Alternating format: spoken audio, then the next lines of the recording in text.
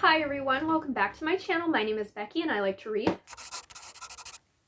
So it being June and Pride Month, I thought I would share with you some of my favorite LGBT plus characters, and when compiling this list, I did not realize all of these books are fantasy. So one of my favorite things about all of these characters is their sexuality isn't like the main spotlight focus of their story. It's just weaved into the story, and sometimes if you're not paying attention, you might even miss it because it's more shown to you than told to you. I'll start off with some of the more popular ones and weave my way into the less popular ones, so maybe you can find a book that you would like to read that you may not know has LGBT plus characters in it. The first characters are Linus and Arthur from The House in the Cerulean Sea. Linus is a very straight-laced, follow-the-rules kind of guy, and when he is sent to this orphanage to assess whether or not it should stay open, he ends up meeting Arthur, who is the headmaster, and he ends up falling in love with Arthur and also falling in love with these children as well, and really finding his found family that he never knew he needed. Their romance is so sweet. So if you haven't checked out this book, I highly recommend you do. So many people love this book, and for good reason. It is like a warm blanket right out of the dryer type of book. Next is a character whose book I don't actually own in physical, but I read it and I enjoyed it, and that is Addie LaRue from The Invisible Life of Addie LaRue.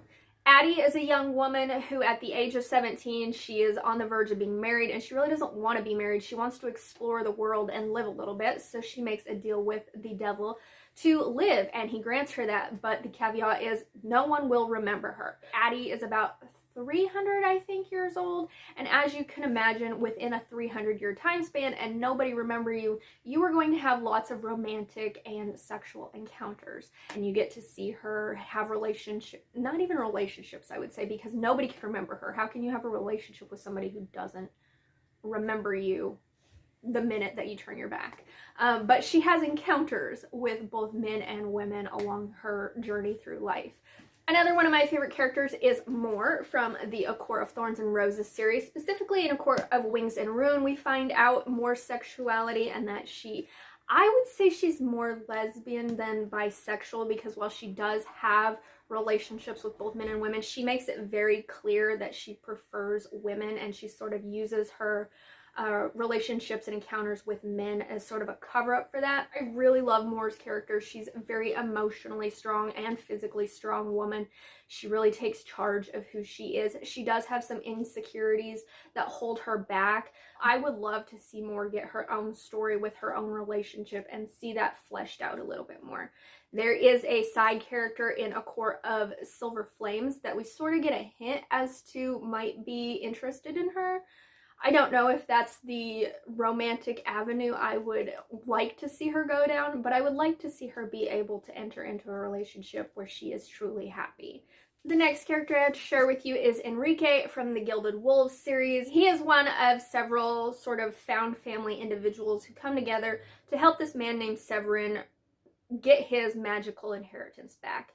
And we see Enrique's sexuality come out really the middle of book 1, but more so into book 2.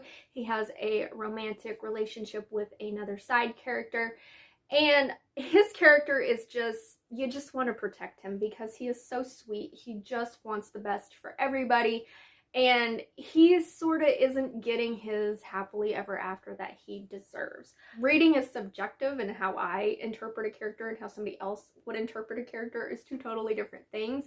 I haven't read on into a book 3 yet because I'm scared of where the story is going to go, and I don't see Enrique finding his happily ever after, which makes me sad. Maybe it'll happen, I don't know, but I just get that vibe that he's not gonna get it and I just want him to get it. The next character is one that I recently last year got introduced to, and that is Shiala from Black Sun. She is a shape-shifting siren pirate ship captain. She is also bisexual. We see her and Serapio develop a relationship along the way in this story, and then in book 2 you sort of see her develop a little bit more of a relationship with another side character who is a woman. So you get to see both sides of her relationships and how she interacts with different people.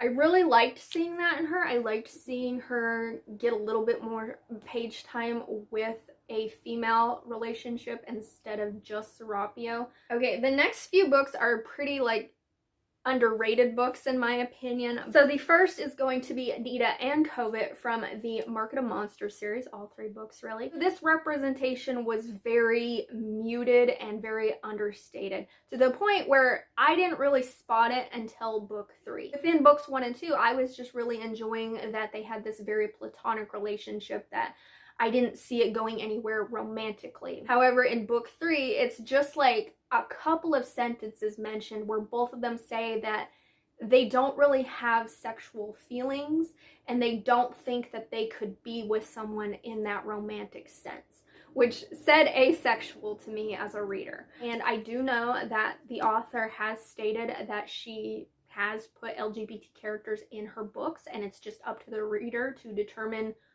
how they view those. So that's how I viewed them, was as asexual characters. This next character is one that I just read recently, but I really enjoyed his character and his story, and that is Hassan from The Bird King. Hassan is a map maker, and he is able to make maps of places he's never seen, and he's able to draw doorways and passageways that become real. And when the Spanish Inquisition comes to this castle where he works, they notice this power he has, and they sort of want to take him and torture him to try and figure out how he does what he does because they think he's a magician. So along the way, we discover that Hassan is gay. At one point in the book, he and his best friend Fatima sort of have an attraction to the same man, so that sort of stirs up some drama within them, but it gets resolved. And I just really enjoyed this story, and I enjoyed seeing a perspective that I don't often get to see in historical fantasies. So I highly recommend this one. I do think it is a very underrated book. I don't hear anybody talking about it, so definitely check it out. And the last character I have to share with you is another book that I don't have physically, and that is called Jasper by Faith Gibson.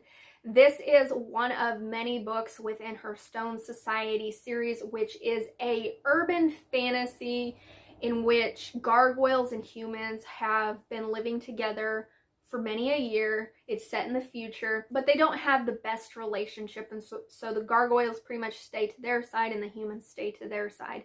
But within this family of gargoyles, they are sort of like a mafia gargoyle family, is that they take care of themselves and they have their own like enforcers and hackers and things like that. And Jasper ends up being one of the sort of police officers. He ends up falling in love with this young man who is a human. But Jasper sort of sees it as, why would this hot young guy want to be with me, who's a gargoyle and several centuries older than him? And his love interest sort of has the same insecurities of, why would this hot gargoyle want to be with me? I'm just a regular human man who's going to eventually age and die. They have to work a lot through their insecurities and their doubts. They have to sort of fight for one another. And I really enjoyed this story, and I enjoyed this series as a whole, which has a lot of books with LGBT plus representation. So gargoyle romances are your thing, urban fantasy is your thing, I would highly suggest checking this out. So those were a few of my favorite LGBT plus characters. Let me know down in the comments who your favorite LGBT plus character is. So thank you guys so much for watching, and until my next video, read something great for me.